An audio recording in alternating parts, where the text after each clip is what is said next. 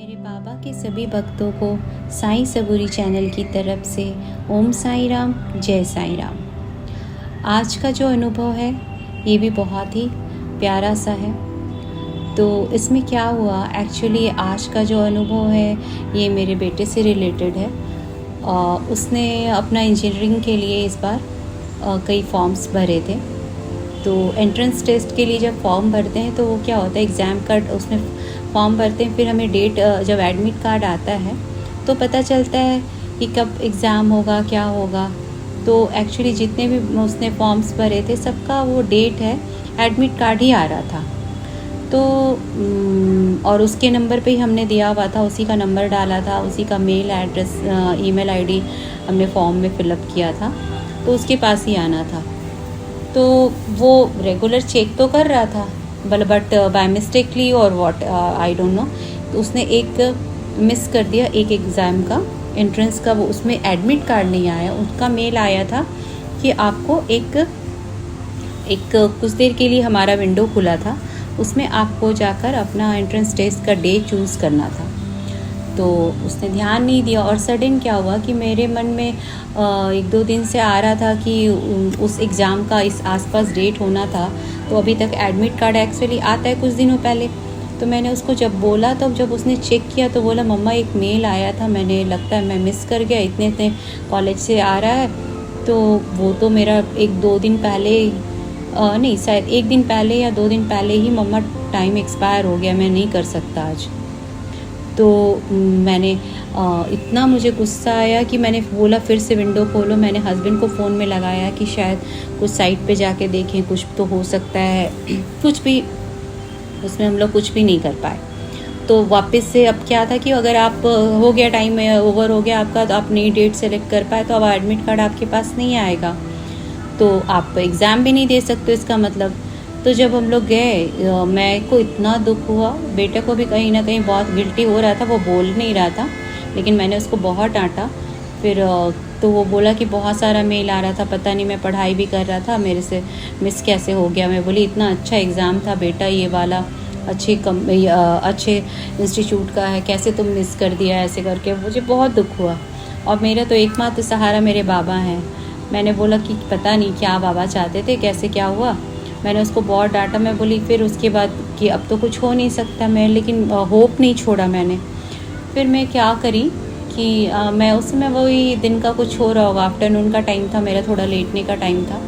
तो मैं जब सोने आई तो उस समय मेरे को उसने पता नहीं कहाँ से अंदर से मेरे फीलिंग्स आई कि मैं उठी, फिर जाकर उसको बोली बेटा ऐसा करो, तुमसे गलती हुआ है, तुम 9 टाइम जाकर कष्ट निवारक मंत्र तुम पढ़ो, बाबा से माफ़ी मांगो, बोलो बाबा गलती हो गया है मेरे से, बाबा प्लीज़ मेरे पे दया करो, और मेरा ये विंडो है पता नहीं क्यों नहीं खुल रहा, फिर से मुझे कुछ ऐसा करो बाबा कि वो फिर से मेरे लिए खुल जाए और मैं वहाँ पे फिर से अपना डेट और टाइम चूज़ कर लूँ और मैं एग्ज़ाम दे सकूँ।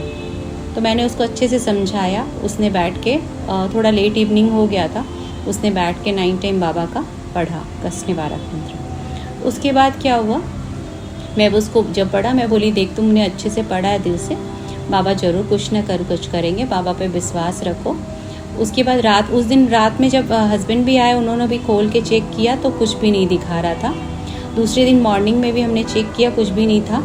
मैंने उसको बोला लेकिन तुम बाबा पे विश्वास रखो, अभी इतना दिन का डेट, अभी एग्ज़ाम का डेट आने में समय है, तो ऐसा करो तुम रोज़ एक बार जाकर वहाँ पे उस साइट पे जाकर अपना खोल कर चेक कर लेना, बाबा कुछ ना कुछ करेंगे, मुझे ऐसा लगता है। तो मैंने उसको बोला और फिर नेक्स्ट डे ही था कि मैंने उसको जब बोला, उसके बाद मैं मॉर्निंग में भी उसको बोली बेटा आज भी एक बार तुम चेक कर लेना। एक दिन पहले ही रात में उसने किया था पाठ बाबा का, और फिर मैंने दूसरे दिन मॉर्निंग में बोला कि आज एक बार चेक कर लेना। आई डोंट नो कि मुझे याद नहीं आ रहा है कि थर्सडे था या कौन सा डे था, अभी माइंड से स्किप हो गया है। तो फिर जब वो सडन वो आफ्टरनून में मैं कुछ कर रही थी, आके बोलता है कि फर्स्ट हाफ में ही था, वो आके बोला मुझे मम्मा मेरा वो विंडो खुल गया था, सडन मैंने देखा तो खुल गया था और मैंने अपना डेट चूज़ कर लिया, टाइम चूज़ कर लिया और मैंने उसको फिलअप कर दिया। मतलब उस दिन रात में जब हस्बैंड भी आए थे ना, उसको बहुत डांटे कि तुम कितने केयरलेस बच्चे हो, तुमको ध्यान देना चाहिए, इतना अच्छा इंस्टीट्यूट का तुम्हारे हाथ से निकल गया बिना एग्ज़ाम दिए ही। तो हम लोगों को बहुत बुरा लग रहा था। लेकिन देखो बाबा ने अपना लीला दिखाया। मैं बोली बाबा आप तो कुछ कर ही सकते हो ना, बच्चा का देखो वो कर रहा है, कुछ तो उसका मदद करो, बिना मतलब का वो हमारे से डांट भी खा रहा है, उसके लिए कुछ मदद करो। तो बाबा ने ऐसा लीला कि दूसरे दिन ही वो जब खोला है और सामने उसके लिए विंडो ओपन था, वो जाके अब वहाँ इंस्टीट्यूट में क्या हुआ नहीं हुआ मुझे नहीं पता कैसे होता है उनका सिस्टम, बट हमारा जो विश्वास कहता है कि वो बाबा की कृपा से खुला और वो एग्ज़ाम भी बहुत अच्छा देकर आया वहाँ से। तो ये हमारे कष्ट निवारक मंत्र का मेरे तो लाइफ में बहुत सारा कष्ट निवारक मंत्र का चमत्कार है जो मैं धीरे धीरे बताती रहूँगी। बहुत अच्छे से हुआ और मैं बहुत खुश हुई। देखो मैं बोली उसको, देखो तुमने बाबा पे विश्वास किया ना, दिल से तुमने पढ़ा ना, इसलिए बाबा ने तुम्हारा बात सुना। तो दिल से विश्वास के साथ मन से जब सुनते हो ना, और जब होना होता है तो बाबा ज़रूर साथ देते हैं। उनको पता है कि हाँ दिल से सामने वाला जो है दिल से कर रहा है, तो उसकी आपकी भक्ति को बाबा सुनते हैं। बस वही है विश्वास और श्रद्धा, जो मैं हमेशा बोलती हूँ। श्रद्धा और सबूरी के बिना बाबा के पास पहुँचना बहुत मुश्किल है और मन सच्चा होना चाहिए। तो आज वो उसका एग्ज़ाम भी दे दिया। बाकी जो आगे है, अगर जो कुछ ऐसा कुछ मिरेकल होता है तो मैं इससे रिलेटेड आगे अगली वीडियो में या फिर आगे की वीडियो में ज़रूर बताऊंगी। तो ये था अनुभव मेरा कष्ट निवारक मंत्र का। बाबा का कष्ट निवारक मंत्र बहुत पावरफुल है, मैंने देख लिया बहुत लाइफ में। हाँ लेकिन ये है कि ऐसा नहीं कि हर आदमी के साथ अगर कुछ कारण से नहीं हुआ तो इसका मतलब ये नहीं है कुछ बाबा उसके पीछे रीज़न है। कोई चीज़ जल्दी नहीं देते तो इसका मतलब नहीं है कि आपने अच्छे से नहीं किया होगा या कुछ नहीं हो सकता है। कुछ कभी कोई चीज़ों में डिले हो जाता है, हमारे लिए वो चीज़ शायद इन फ्यूचर अच्छा नहीं हो, इसलिए बाबा नहीं देते। तो वो उसमें ये नहीं सोचना है कि कष्ट निवारक मंत्र पावरफुल नहीं है या है, और डिपेंड करता है आपके मन की सच्चाई पे, आपका करने का भाव क्या है, बहुत सारा फैक्टर्स है ना, तो उस पर डिपेंड करता है। तो ये बाबा का बहुत प्यारा सा लीला था। तो फिर अगले थर्सडे मिलूँगी। बीच में कई थर्सडे मैं स्किप कर गई क्योंकि मेरे घर में कुछ पर्सनल, मेरी मदर का ऑपरेशन हुआ था और मेरा भी तबीयत का इश्यूज़ के कारण कई थर्सडे मैं बीच में नहीं बना पा रही थी।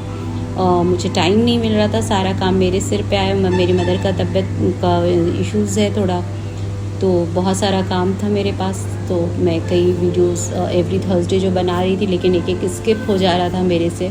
अब मैं ट्राई करूँगी कि मैं रेगुलर रहूँ। और ठीक है, आप मेरे वीडियो देखते रहिए प्लीज़।